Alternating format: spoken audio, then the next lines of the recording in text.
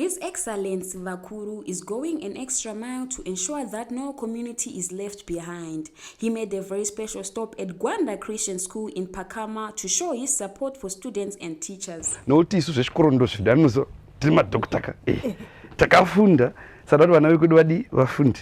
During his visit, Vakuru toured around the school and spoke about the importance of education. He went on to express his gratitude to the teachers for their hard work and dedication to educate the next generation. Hai, tosivona. Ndovona. Hai, teacher mufanira kumuchengeta. Unoenda kuti yakanaka unonyora kunge ini zvaka. Uno kuti tsepete, achimotsa. Nditi, hai, ukamana, uyai ndakusiya chidhiro changu. Vanhu vazoti tiri pano. Tatiri pano nditi. Kuti I was. Ruvara anga kusavhunitsaona nditi. Ndedu futi kala iyoyi. I was here.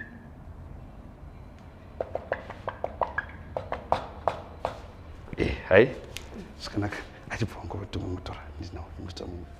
Vakuru emphasized that Gwanda Christian School shall thrive to provide a conducive learning environment that nurtures each student to reach their full potential. Mwana wese abatwe ruoko across the finish line. Ndafara naizvozvo handiti nokuti takataura kuti no place is to be left behind. Nemwiwo mukati no child will be left behind. The president's visit at Gwanda Christian School left an impression on the school, and his commitment to leaving no community behind was evident throughout his visit. Nespring.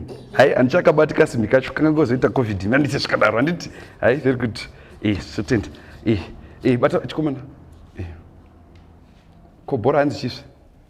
Wai, unoziva mukomana ndaimbotamba. Aurandivara ai, zvozonetsa nditi nyika ingadonha vanhu vakatarisa.